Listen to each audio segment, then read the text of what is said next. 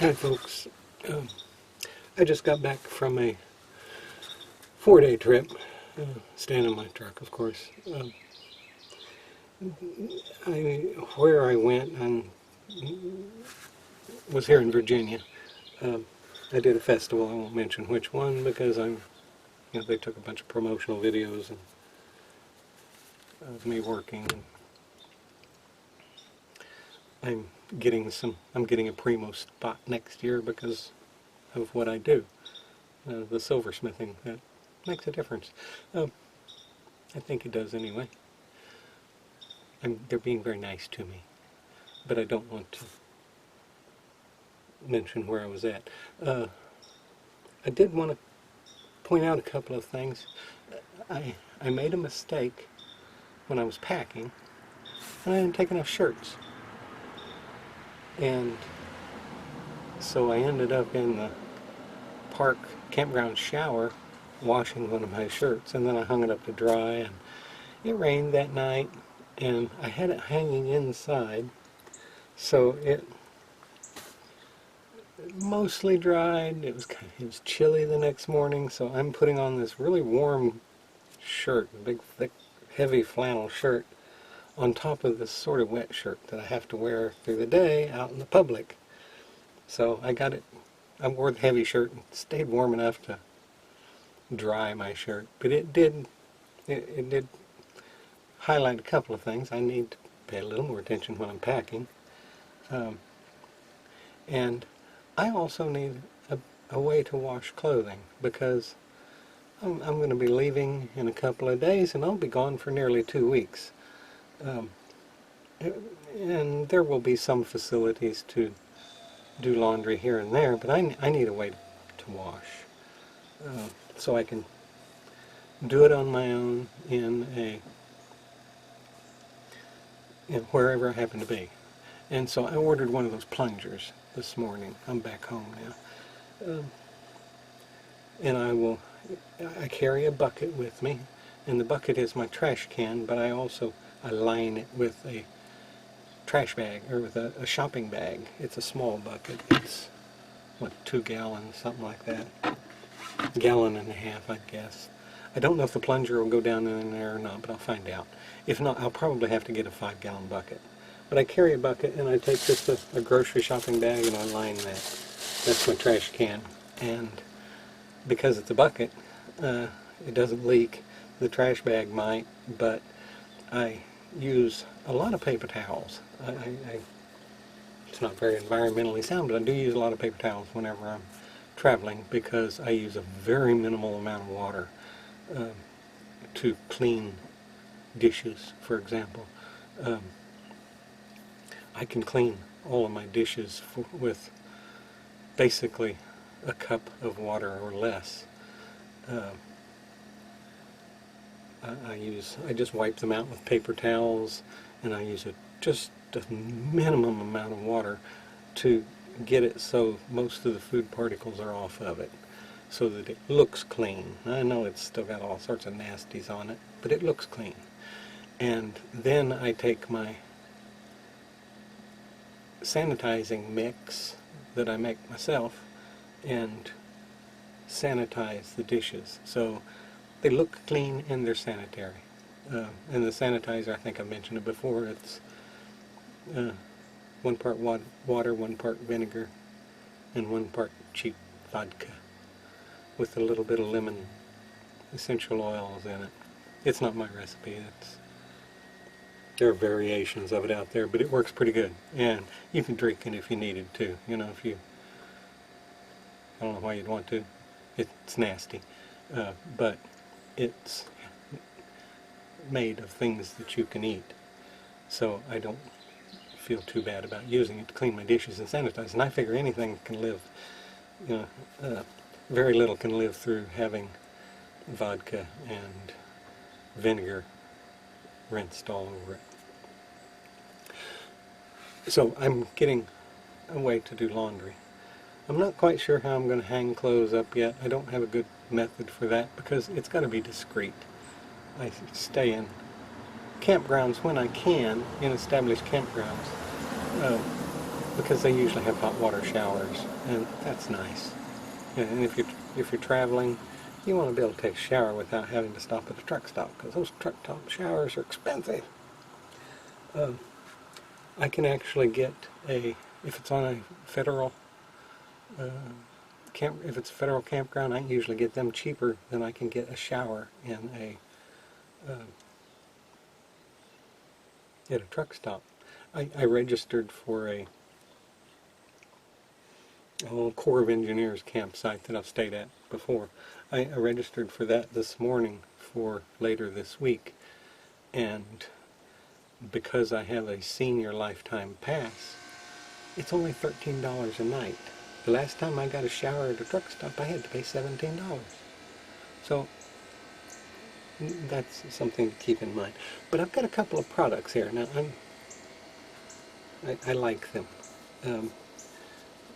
Most of you know the thermocells where you put the little canister of fuel in there and the little blue thing. Those things work great for keeping mosquitoes away. This is a rechargeable one, and it has a little light. And this is a nice soft light for the inside. You know, I can use it outside, of course, but I find I'm using it as a lamp in my truck in the evening when I need one. It's the right amount of brightness. It's not going to blind you. I've got the strip lights up there, and I've got all sorts of lights in my truck, but most of the time they're brighter than what I want. Another product now this is pure luxury, and it's one of these little wood gasifer stoves. And the one I've got is that expensive brand that I'm sure you'd recognize if I told you. And they've got two small ones. They came out with the little ones a year or two ago. I think the littlest one is too small, but there's an XL version that's about as big around, maybe a little bit bigger than a 3-pound coffee can. And that's just right for one person. I set it on a little table, and I've got my awning up here when I'm going to be there for a couple of days. And I set it outside the awning because it would melt the awning, of course. But I put a little table out there with that on there. I got my chair here. I've got my tailgate as a chair-side table. I can sit here and watch movies. Got a nice little fire. Got some refreshments. It's having a little fire. I don't usually light a campfire. You know, going to the hassle of collecting wood and all that. It's too much hassle. Most of the time when I'm camping, I've either been driving all day long and I'm tired, or I've been vending at a festival and I've been around people all day and making sales and doing demonstrations. At the end of the day, I'm tired and I don't want to do a whole lot. This little stove, I put 3 green bean cans, vegetable cans of wood pellets in it, and a little bit of starter, and about 10 minutes later I got a nice fire, and it'll last 45 minutes or an hour or something like that. I think I can put 4, I can maybe put 5 of those cans in there, but 3 is a good number for me, because by the time it's done burning down, I don't like to wait until it's, if not out, so close to being out, you know, with the pellets around the outside edge, down at the very bottom, there'll be some pellets glowing there for another 20 minutes or so after everything else is done, and it's just almost ashes. It's nice, it's cheerful, and when you're out by yourself traveling, having some cheer is nice.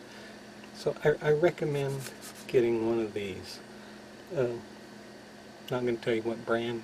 I got the big brand, and it works great. I'm sure others do. This thing right here, it helps with bugs. I'm not so sure it's as good as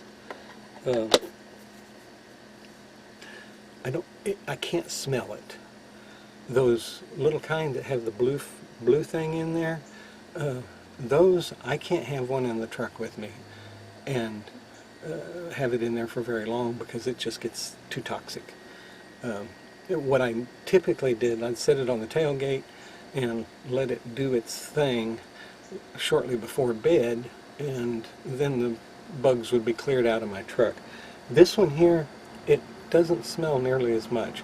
I don't know that it works quite as well, but there's a convenience factor here, because the little thing that you put in there, a little plastic insert, they hold a lot of liquid.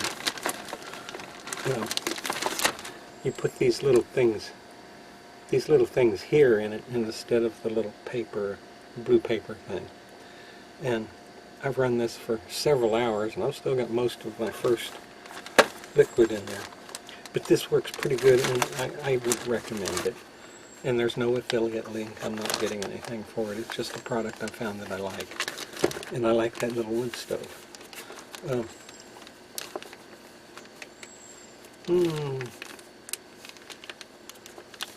Where I was at, there was, and for those of you who vend in this state, you'll know what I'm talking about probably. Where I was at, there was no internet signal. And so I was one of the few people who could run a credit card transaction, because my little square register will store transactions and that you can run offline. And I only lost once. I had one failure on that, so I lost a $30 sale. Somebody got something free for $30. It's possible they'll contact me for it. Some of them said that when I told them it would be offline and they wouldn't get charged until the evening, because that's when I could connect to the internet again. Some of them said they'd watch and they'd pay me if it didn't go through. I'm not going to count on that at all. But one thing it did highlight was that I was basically cut off, and there was some weather events going on. There was some storm potential, and when it's storming at a festival, that gets ugly. I mean, I've seen people get wiped out because the storm will come through, and if they've got paper goods for sale, those paper goods get wet, and there's no recovery from that. Now my silver, it doesn't hurt, the weather doesn't hurt it at all. But it does make a mess, and I'm not about to let my tools get wet. So there's, I have a little weather radio, a little AM/FM, might even be shortwave. It's a little bitty one. It's a Crane, I think. It's a little portable. It takes 2 AA batteries. Pull the antenna up. National Weather Service, you got it there. Cool, as long as you got batteries. My batteries were dead. Now, I scrounged around and found some more batteries, but I also realized most of the lighting and most of what I do is battery operated. And some of it is AA, some of it's AA and AAA. I've got a few things that have a built-in battery that you just recharge the whole thing, but I keep my battery charging system at home. And I realize when I'm going out on week or 2 week trips, I need to be able to charge batteries while I'm on the fly. So I'm going to take that battery charger that's in my house, I'm going to put it in the truck. It seems like it belongs there more. Let's see, the battery charger. If you're going out for multiple days and you're using rechargeable batteries, you need a way to recharge those batteries. A weather radio, or just we were cut off there pretty much. So a little AM/FM radio, something, the old school type. That gives you contact with the outside world. You can hear if there's anything going on, like severe thunderstorms coming, that kind of thing. Seems like those were the big lessons for the weekend. I'll be leaving again in a couple of days, and maybe I'll be able to make another video again.